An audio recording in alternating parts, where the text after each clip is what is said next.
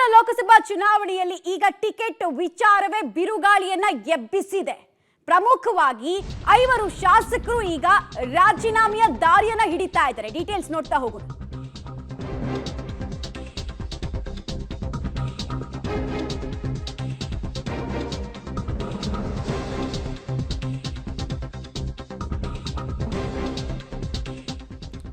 ಮುನಿಯಪ್ಪ ಅವರ ಅಳಿಯನಿಗೆ ಟಿಕೆಟ್ ಕೊಟ್ರೆ ನಾವು ರಾಜೀನಾಮೆಯ ಹಾದಿ ಹಿಡಿತೀವಿ ಅಂತ ಇದ್ದಾರೆ. ಕೋಲಾರ ಶಾಸಕರಾಗಿರುವಂತಹ ಕೊತ್ತೂರು ಮಂಜುನಾಥ್ ಸೇರಿ ಸಚಿವ MC Sudhakar, MLC Anil Kumar, MLC Nazeer Ahmed ರಿಂದ ರಾಜೀನಾಮೆಯ ಎಚ್ಚರಿಕೆಯನ್ನ ಕೊಡಲಾಗ್ತಾ ಇದೆ.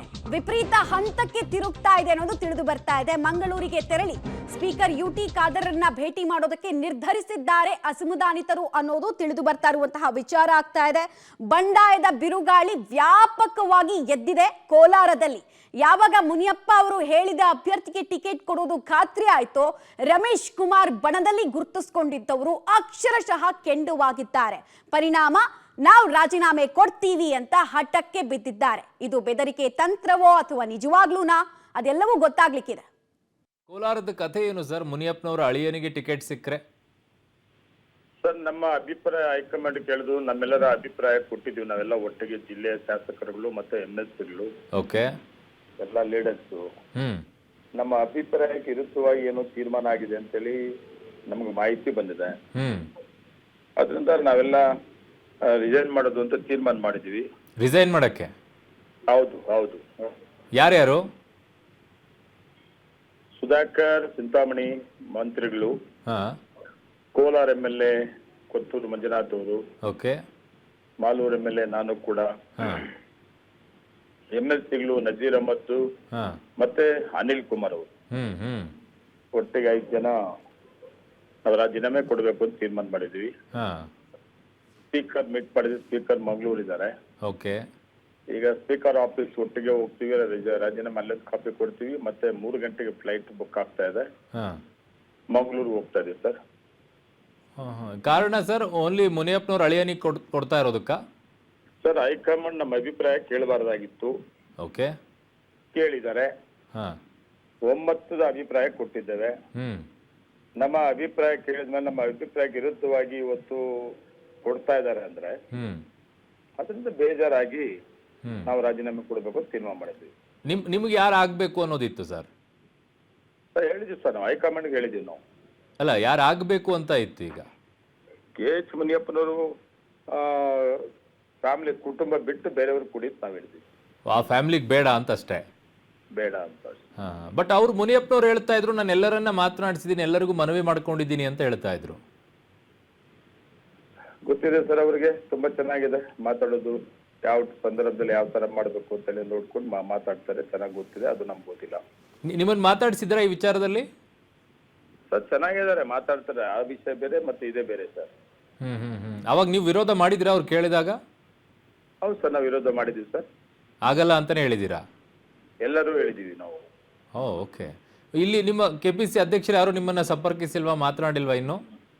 ಸರ್, CM ಅವರು ಮಾತಾಡ್ತಾ ಇದ್ರು ನಮ್ಮ ಸುಧಾಕರ್, ನಮ್ಮ ಮಂತ್ರಿಗಳಿಗೆ. ಮತ್ತೆ ಎಲ್ಲರೂ ಮಾತಾಡ್ತಾ ಇದ್ದಾರೆ. ಅದನ್ನ ನಮ್ಮ ತೀರ್ಮಾನ ವಾಪಸ್ಸು, ಅದು ಬ್ಲಾಕ್ ಮೇಲ್ ಅಲ್ಲ ಇದು ನಮ್ದು. ಓಕೆ, ನಾನು ನೋಡ್ತಾ ಇದ್ದೆ, ನಾನು ಟಿವಿ ಯಾವ ಟಿವಿನಲ್ಲಿ ನೋಡಿದೆ. ಬೆದರಿಕೆ ಅಂತ ಬರ್ತಾ ಇತ್ತು. ಬೆದರಿಕೆ ಅಲ್ಲ, ಬ್ಲಾಕ್ ಮೇಲ್ ಅಲ್ಲ. ನಾವು ತೀರ್ಮಾನಕ್ಕೆ ಯಾವುದೇ ಕಾರಣಕ್ಕೂ ಬದಲಾವಣೆ ಇಲ್ಲ ಸರ್. ಸೊ ಅದು ಕೊಟ್ರೆ ಡೆಫಿನೆಟ್ ಆಗಿ ರಾಜೀನಾಮೆ 100%. ಓಕೆ. ಕೋಲಾರದ ಕಥೆ ಏನು? ಸಿಡಿದೆದ್ದಿರುವಂತಹ ಶಾಸಕರುಗಳು ಹೇಳ್ತಾ ಇರೋದು, ನಮ್ಮದು ಬೆದರಿಕೆ ತಂತ್ರ ಅಲ್ಲ, ನಮ್ಮ ನಿರ್ಧಾರ ಅಚಲ. ಒಂದು ವೇಳೆ ಮುನಿಯಪ್ಪ ಅವರು ಸೂಚಿಸಿದ ಅಭ್ಯರ್ಥಿಗೆ ಅಂದ್ರೆ ಅವರ ಅಳಿಯನಿಗೆ ಟಿಕೆಟ್ ಕೊಟ್ರೆ ನಾವು ಬಂಡೇಳೋದು ನಿಶ್ಚಿತ ಅಂತ ತಿಳಿಸ್ತಾ ಇದ್ದಾರೆ 5 ಜನ.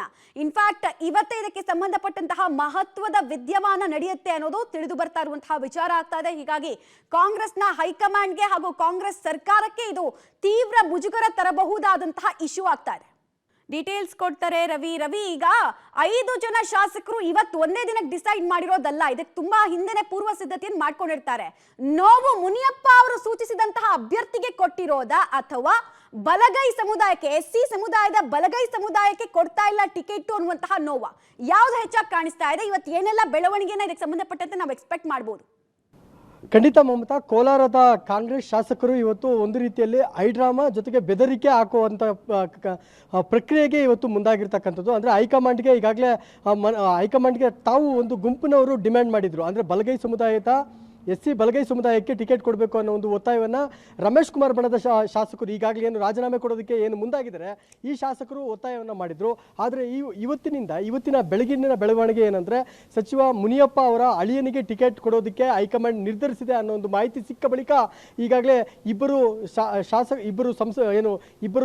ಪರಿಷತ್ ಸದಸ್ಯರು ಜೊತೆಗೆ 3 ಜನ ಶಾಸಕರು ಈಗಾಗಲೇ ರಾಜೀನಾಮೆ ಕೊಡೋದಕ್ಕೆ UT ಖಾದರ್ ಅಂದರೆ ಸಭಾಧ್ಯಕ್ಷರನ್ನ ಮನವಿ ಮಾಡೋದಕ್ಕೆ ಈಗಾಗಲೇ ಮುಂದಾಗಿರ್ತಕ್ಕಂಥದ್ದು. ಅದರಂತೆ 3 ಗಂಟೆಗೆ ಅವರು ಒಂದು ಅಪಾಯಿಂಟ್ಮೆಂಟ್ ಅನ್ನು ಕೂಡ ಪಡೆದಿರ್ತಕ್ಕಂಥದ್ದು. ಅದರಂತೆ ಈಗಾಗಲೇ ಕೋಲಾರ ಕಾಂಗ್ರೆಸ್ನಲ್ಲಿ ಒಂದು ರೀತಿಯ ಅಸಮಾಧಾನ ಭುಗಿಲಿದ್ದಿದೆ ಅಂತಲೇ ಹೇಳ್ಬೋದು. ಯಾಕಂದರೆ ಮುನಿಯಪ್ಪನವರ ಸೂಚಿತ ವ್ಯಕ್ತಿಗೆ ಟಿಕೆಟ್ ಕೊಡಬಾರ್ದು ಅನ್ನೋ ಒತ್ತಾಯವನ್ನು ಕೂಡ ಕಳೆದ ಹಲವು ದಿನಗಳಿಂದ ಮಾಡ್ತಾ ಇದ್ದಿದ್ದು. ಮತ್ತೊಂದು ಕಡೆ ಬಲಗೈ ಸಮುದಾಯಕ್ಕೆ SC ಬಲಗೈ ಸಮುದಾಯಕ್ಕೆ ಟಿಕೆಟ್ ಅನ್ನು ಕೊಡಬೇಕು ಅನ್ನೋ ಒಂದು ಒತ್ತಾಯವನ್ನ ರಮೇಶ್ ಕುಮಾರ್ ಬಣದ ಈಗಿನ ಸದ್ಯದ ರಾಜೀನಾಮೆ ಕೊಡೋದಕ್ಕೆ ಮುಂದಾಗಿರ್ತಕ್ಕಂಥ ಶಾಸಕರ ಒತ್ತಾಯ ಕೂಡ ಆಗಿತ್ತು.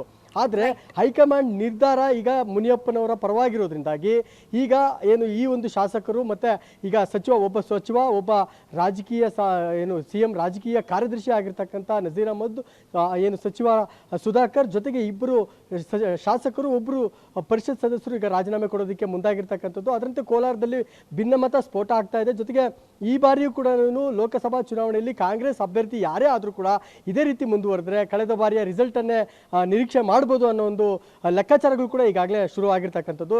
ಅಂದ್ರೆ ಕೋಲಾರ ಕಾಂಗ್ರೆಸ್ನಲ್ಲಿ ಇದೇ ಮೊದಲೇನಲ್ಲ, ಇದು ಭಿನ್ನಮತ, ಗುಂಪುಗಾರಿಕೆ, ಇವೆಲ್ಲ ಕೂಡ ಕಳೆದ ಹಲವು ವರ್ಷಗಳಿಂದ ಕೂಡ ನಡೆದು ಬರ್ತಾ ಇರ್ತಕ್ಕಂಥದ್ದು. ಅದರಂತೆ ಇದು ಕೂಡ ಇವತ್ತು ಹೈಡ್ರಾಮಾ ಜೊತೆಗೆ ಬೆದರಿಕೆ ಅಂತಾನೆ ಹೇಳ್ಬೋದಾಗಿದೆ ಮಮತಾ.